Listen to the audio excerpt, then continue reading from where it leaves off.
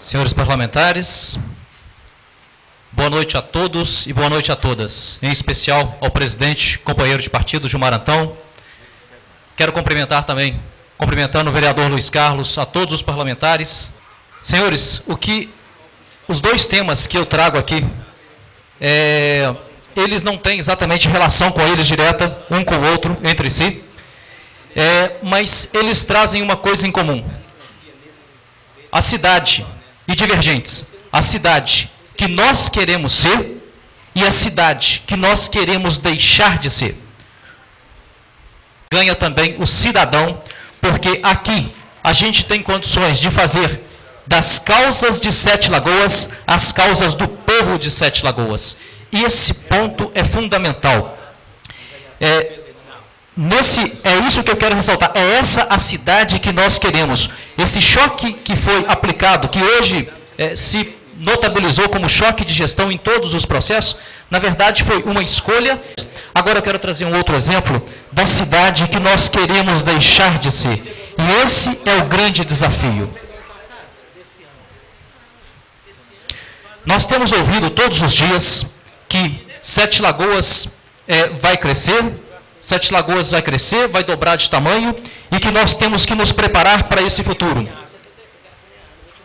Essa visão, ela é uma visão acomodadora.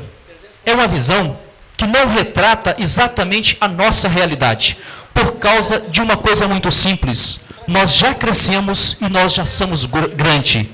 Então, não é se preparar para o futuro, mas é se preparar para o presente que nós vivemos hoje.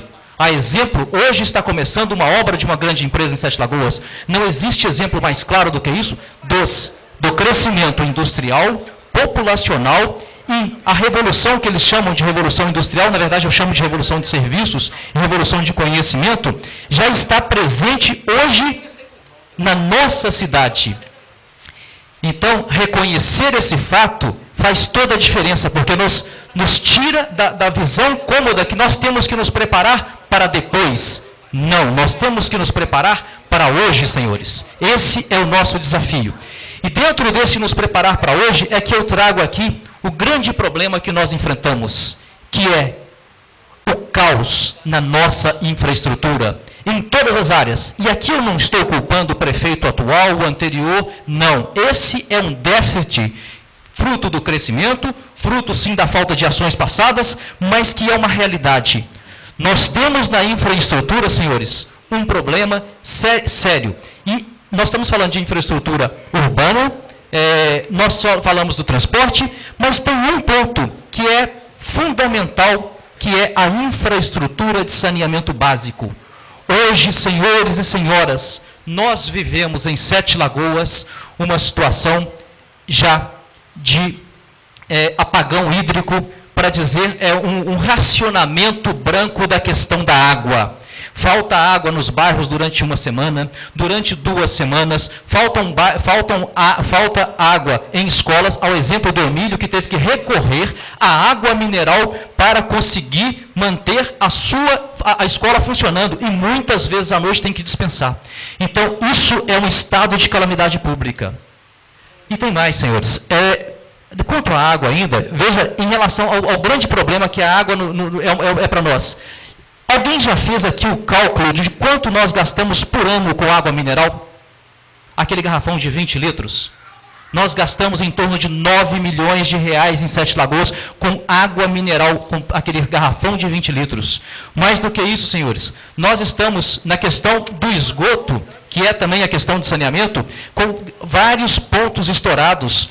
Nós estamos com infiltração aqui na Lagoa Paulino. Quem olhar durante o dia lá, verá que a lagoa já está esverdeando. Isso por quê? Porque o esgoto, o nosso solo é kárstico, ou seja, o nosso solo é fácil a penetração. Uma garrafa de gasolina que você joga no solo, ela rapidamente penetra no subsolo.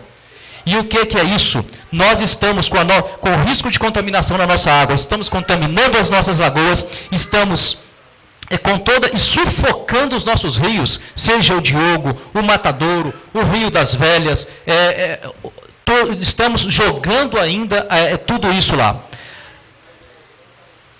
Agora, o que eu coloco é o seguinte: o PAC resolve o problema? Esse foi a grande escolha que Sete Lagoas fez. O PAC resolve o problema?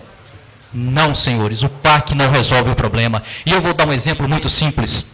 O PAC tem dinheiro para a construção da estação de tratamento de esgoto, senhores? Não tem. A população não tem dinheiro para estação de tratamento de esgoto. Temos dinheiro para alguns interceptores, algumas coisinhas são 10 milhões, a nossa necessidade é pelo menos 60 ou 70 milhões. Agora, vem uma outra coisa, a água, e aí é que eu gostaria de falar com vocês, a água que foi aprovado, nós fizemos aqui, a água que foi aprovada pelo financiamento do BNDES é mais um fato grave em que aconteceu com Sete Lagoas de uma escolha equivocada. Por quê? Nós aprovamos um projeto que vai vir lá de Funilândia, vai ser construída a estação lá, e de lá vai ser trazido água para cá. O parte dos outros recursos estão sendo feitos aqui. Então, uma estação de tratamento que não atende a totalidade da população. Hoje já é claro para todo mundo, essa informação, creio que a Câmara já tenha conhecimento, essa água vai atender em torno de 50% a 60%. Significa que nós continuaremos a retirar água do solo, significa que nós continuaremos com a água calcária, que a população tem que continuar recorrendo, e eu até me pergunto aqui, quem vai ficar com a água que vem da estação de tratamento? A periferia? A nossa região mais rica? Quem ficará? Como é que nós faremos essa seleção? E aí me vem a coisa mais grave, senhores, que eu gostaria de falar aqui, que é o fato que mais me preocupa.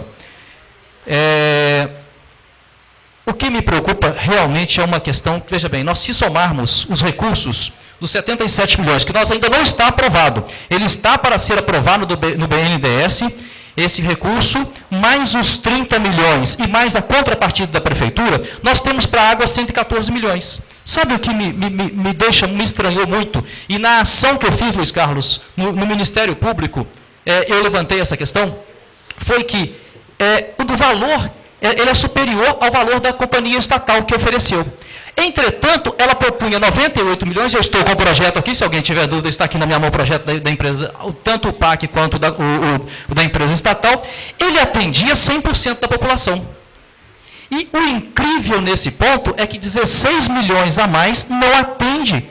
Aí eu pergunto, senhores, e até aproveito a comissão participativa, será que isso é um problema técnico ou está acontecendo outra coisa?